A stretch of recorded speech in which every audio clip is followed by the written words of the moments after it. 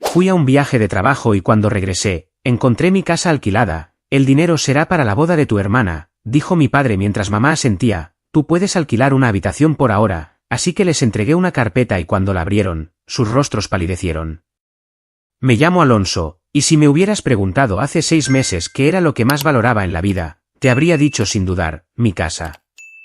No es una mansión, no es un palacio con columnas de mármol ni nada por el estilo. Es una casa normal, de 2 pisos, con un pequeño jardín delantero, una piscina modesta en la parte trasera y un par de detalles que la hacen especial, una chimenea que instalé yo mismo, una cocina con encimeras de granito que elegí con cuidado, y un sofá grande y cómodo donde me tiraba a ver películas con mi perro, Max. Esa casa me costó años de trabajo, de noches largas en la oficina, de ahorrar cada peso que podía. No soy millonario, solo soy un tipo que trabaja duro y que, después de mucho sacrificio, logró tener un lugar al que llamar hogar. Hace unos meses, mi jefe me ofreció una oportunidad que no podía rechazar, un proyecto en el extranjero, en una ciudad a miles de kilómetros de aquí. Era un trabajo importante, uno de esos que te abren puertas. Duraría 5 meses, quizás 6, y aunque la idea de dejar mi casa y a Max me ponía nervioso, pensé que era una inversión para mi futuro. Antes de irme, le pedí un favor a mis padres, Francisco e Isabel. Les di una copia de las llaves de mi casa y les pedí que cuidaran de Max, que le dieran de comer, lo sacaran a pasear, y de paso, echaran un ojo a la casa. No te preocupes, hijo, me dijo mi papá con esa voz grave que siempre usa cuando quiere sonar confiable. Todo estará bien. Mi mamá asintió, sonriendo, y me dio un abrazo. Confié en ellos. ¿Por qué no lo habría de hacer? Eran mis padres. El proyecto fue agotador. Trabajaba 12, a veces 14 horas al día. Los fines de semana los pasaba revisando correos o durmiendo para recuperar energías. Apenas tenía tiempo de hablar con mis padres, pero cada 2 semanas me mandaban un mensaje diciendo que Max estaba bien, que la casa estaba en orden. Todo bajo control, escribía mi papá. Yo les creía. Me imaginaba a Max corriendo por el patio, persiguiendo su pelota favorita, y eso me daba paz en medio del caos. Terminé el proyecto antes de lo esperado. 5 meses en lugar de 6. Estaba exhausto, pero feliz. Había hecho un buen trabajo, y mi jefe estaba impresionado. Me dieron una semana extra de descanso antes de volver a la oficina, y todo lo que quería era llegar a mi casa, tirarme en mi cama, abrir una cerveza fría y pasar el día entero con Max. Compré un vuelo de regreso sin avisar a nadie. Quería sorprender a mis padres, tal vez invitarlos a cenar para agradecerles por cuidar de todo. Subí al avión con una sonrisa, imaginando el momento en que abriría la puerta de mi casa y Max vendría corriendo a lamerme la cara. Llegué al aeropuerto a medianoche. Tomé un taxi, y mientras el conductor manejaba por las calles conocidas de mi ciudad, sentía que el peso de los últimos meses se desvanecía. Cuando el taxi se detuvo frente a mi casa, me quedé un segundo mirando la fachada. Ahí estaba, mi hogar. Las luces del porche estaban encendidas, y todo parecía en orden. Saqué mi maleta, pagué al conductor y caminé hacia la puerta, con las llaves en la mano. Estaba tan cansado que solo quería caer en la cama. Metí la llave en la cerradura, pero no giró. Fruncí el ceño y lo intenté de nuevo. Nada. Pensé que quizás la llave estaba defectuosa o que la cerradura se había atascado. Sacudí la puerta un poco, golpeándola con el hombro, pero no cedía. «¿Qué demonios?», murmuré. Empecé a golpear la puerta con más fuerza, pensando que tal vez algo estaba trabado. De pronto, escuché pasos rápidos desde el otro lado, y la puerta se abrió de golpe. Un hombre que no conocía salió como toro, con la cara roja de furia. Era alto, con una barba desaliñada y una camiseta vieja. «¿Qué carajos haces?», gritó, empujándome hacia atrás. «Lárgate de aquí antes de que llame a la policía». Me quedé paralizado, con la llave todavía en la mano. «¿Disculpa?» «Esta es mi casa», dije, tratando de mantener la calma, aunque mi corazón empezaba a latir más rápido. «Soy el dueño, ¿quién eres tú?» El tipo se rió, pero no era una risa amable. Era una risa de desprecio. «¿El dueño? Ja. Nosotros vivimos aquí, amigo. Llevamos 3 meses pagando alquiler. Si no te vas ahora mismo, te vas a arrepentir». ¿Alquiler? La palabra me golpeó como un puñetazo. No entendía nada. Eso es imposible, dije, levantando la voz. Esta es mi casa. Yo no he alquilado nada, sal de aquí ahora mismo. El hombre no se movió. En lugar de eso, sacó su teléfono y empezó a marcar. Voy a llamar a la policía. A ver cómo explicas esto, ladrón. La palabra ladrón me hizo hervir la sangre. ¿Ladrón? ¿En mi propia casa? Antes de que pudiera responder, una mujer salió por la puerta, con un bebé en brazos. ¿Qué pasa, Carlos?, preguntó, mirando entre el hombre y yo. Este tipo dice que es el dueño de la casa, respondió el hombre, sin quitarme los ojos de encima. Está tratando de entrar a la fuerza. La mujer frunció el ceño. Eso no tiene sentido. Nosotros firmamos un contrato. Pagamos 1 año por adelantado. 1 año por adelantado. Esas palabras se clavaron en mi cabeza como un cuchillo. No podía procesarlo. Mi casa, la casa por la que había trabajado toda mi vida, ¿alquilada? ¿Por quién? Empecé a gritar, exigiendo que me explicaran, pero el hombre, Carlos, no cedía. La situación se puso tan tensa que los vecinos empezaron a asomarse por las ventanas. Finalmente, alguien llamó a la policía, y en menos de 10 minutos, un patrullero estacionó frente a mi casa. Expliqué todo a los oficiales, que yo era el dueño, que había estado fuera por trabajo, que le había dejado las llaves a mis padres. Pero Carlos y su esposa mostraron un contrato de alquiler, firmado y notariado. Tenían recibos de pagos, transferencias bancarias, todo. El contrato decía que habían pagado 1 año de alquiler por adelantado a nombre de Francisco e Isabel. Mis padres. Lo siento, señor, dijo uno de los policías, mirándome con una mezcla de lástima y desconfianza. Todo indica que ellos tienen derecho a estar aquí. El contrato es legal. Si tiene un problema con el alquiler, debe resolverlo con las personas que firmaron el contrato, no con los inquilinos. Me quedé sin palabras. Miré mi casa, mi hogar, y vi a ese hombre, Carlos, cruzado de brazos en la puerta, como si yo fuera el intruso. La policía me pidió que me fuera, que no causara más problemas. Esto es un asunto civil, dijo el otro oficial. Lleve esto a los tribunales si quiere, pero no puede sacar a estas personas ahora. Caminé de regreso al taxi, con mi maleta a cuestas, sintiendo que el mundo se derrumbaba. No podía creerlo. Mis padres habían alquilado mi casa a mis espaldas. Mi casa, mi refugio, el lugar que había construido con tanto esfuerzo. Y ahora, un desconocido estaba durmiendo en mi cama, usando mi piscina, viviendo mi vida. Subí al taxi y le di la dirección de la casa de mis padres. No sabía qué iba a decirles, pero una cosa era segura, no iba a dejar que esto quedara así. Cuando llegué a la casa de mis padres, ya era casi la 1 de la madrugada. Toqué el timbre con fuerza, una y otra vez, hasta que la luz del porche se encendió. Mi papá abrió la puerta, en pijama, con cara de fastidio. Alonso, ¿qué haces aquí a esta hora? ¿No estabas en el extranjero? No respondí. Entré directo, y ahí estaba Max, mi perro, corriendo hacia mí con la cola moviéndose como loco. Lo abracé, sintiendo un nudo en la garganta. Al menos él estaba bien. Mi mamá salió de la cocina, con una bata vieja, y me miró con sorpresa. Hijo, ¿qué pasó? ¿Por qué no avisaste que venías?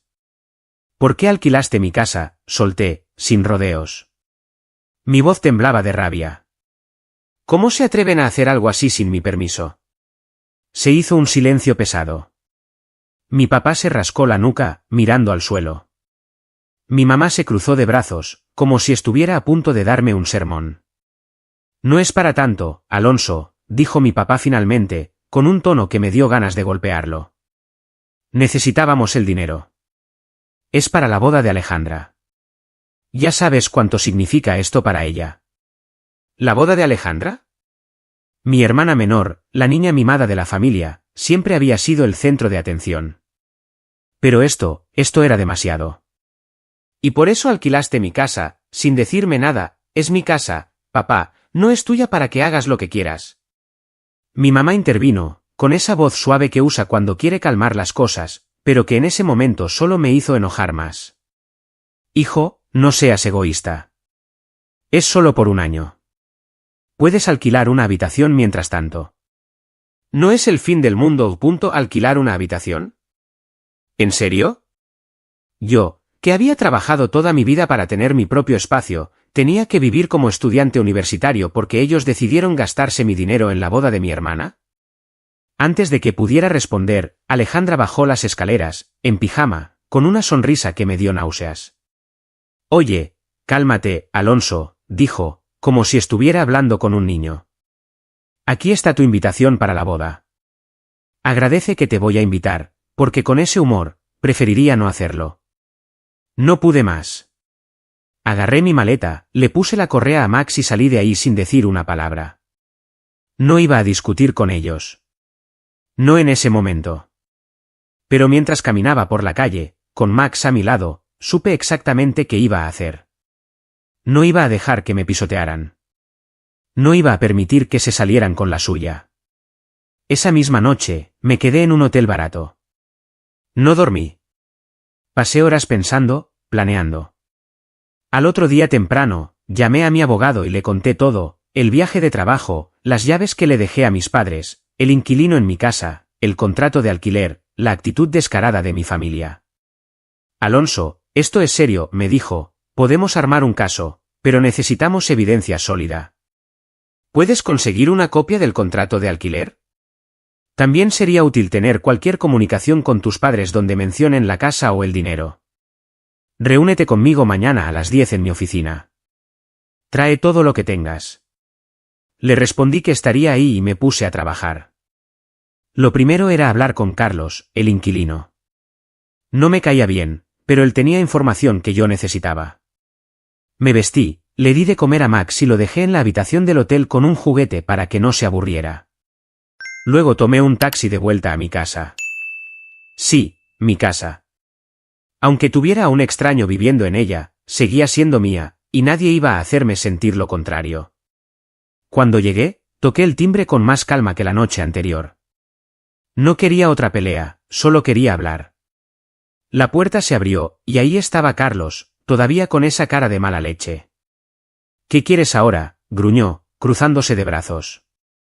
Necesito hablar contigo, dije, manteniendo la voz firme. No quiero problemas. Solo quiero entender qué pasó con mi casa.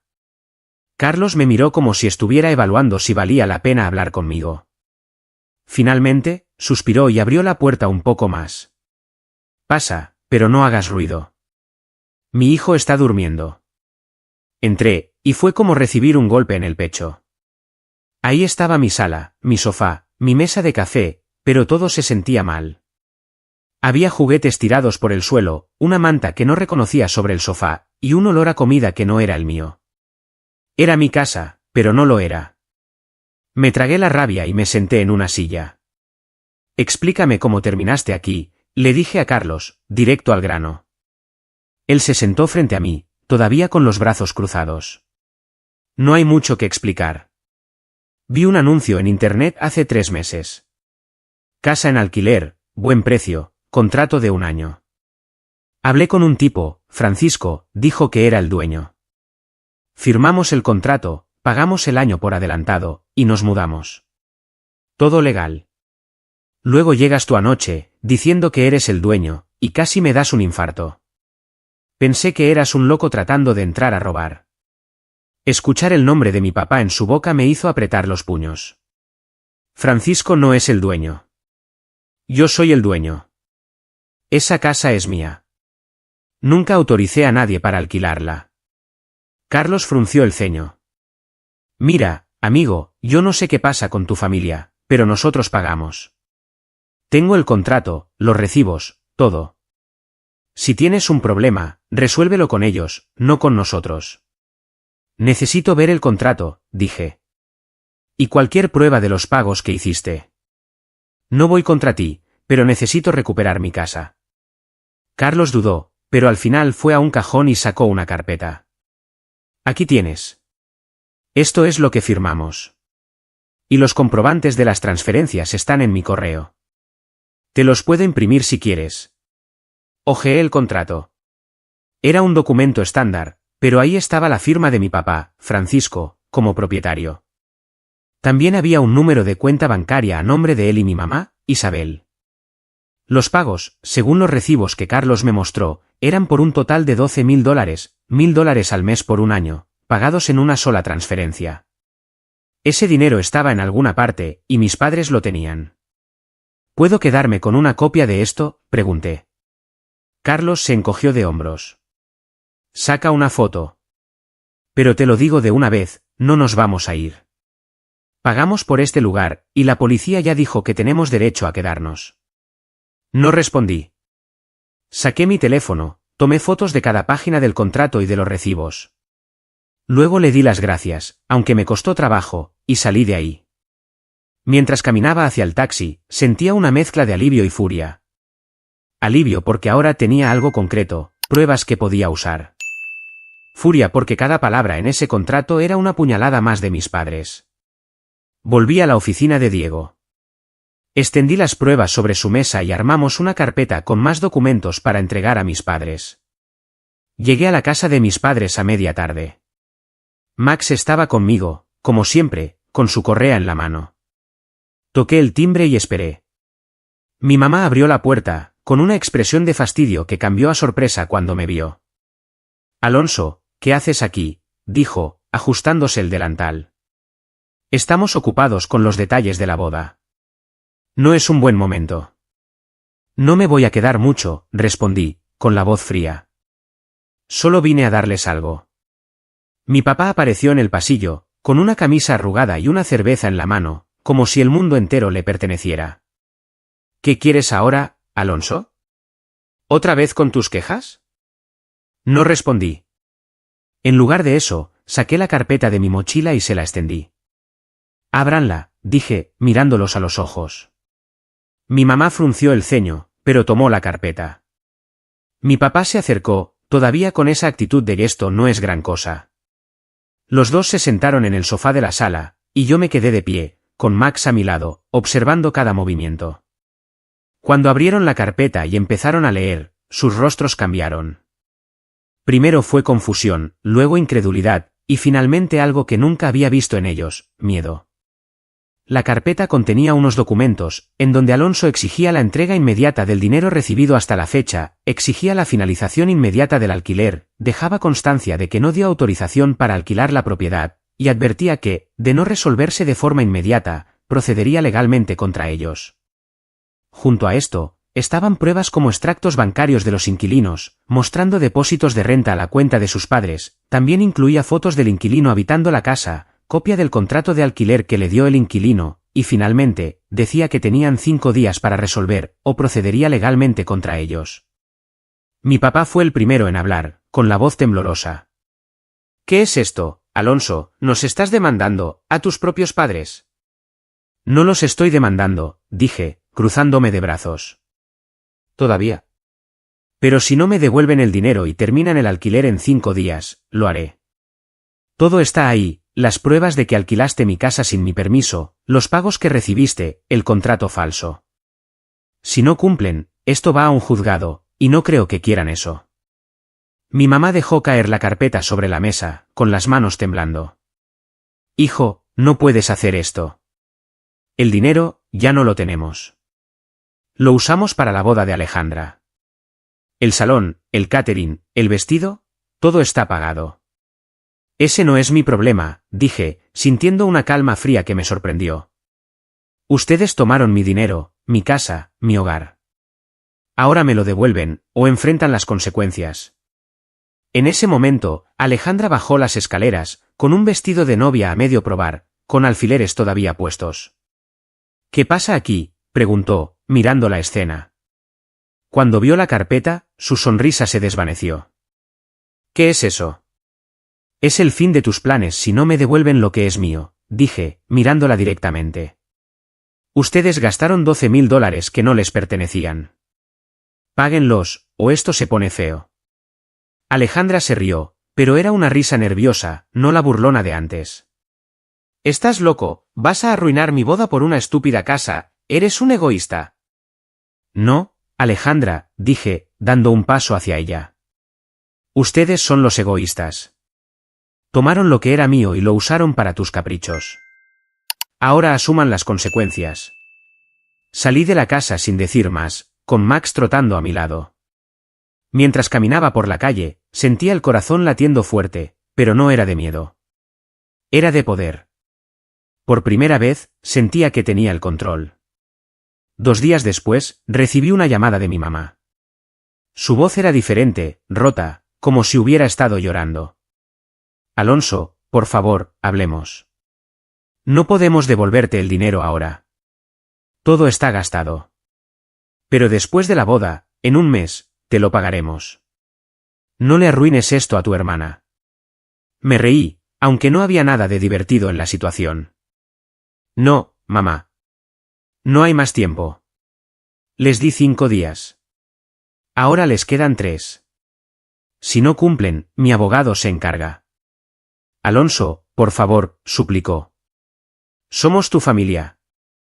La familia no traiciona así, dije, y colgué. Esa noche, no dormí bien.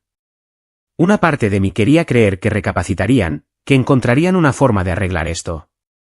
Pero en el fondo, sabía que no lo harían. Habían ido demasiado lejos, y ahora estaban atrapados en su propia trampa. El 5.º día llegó.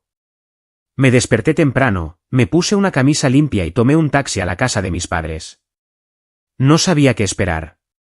Tal vez habrían reunido el dinero de alguna forma, o tal vez me estarían esperando con más excusas. Pero cuando llegué, lo que vi me dejó sin palabras. La casa estaba casi vacía. La puerta principal estaba abierta, y desde la calle podía ver que no había muebles en la sala.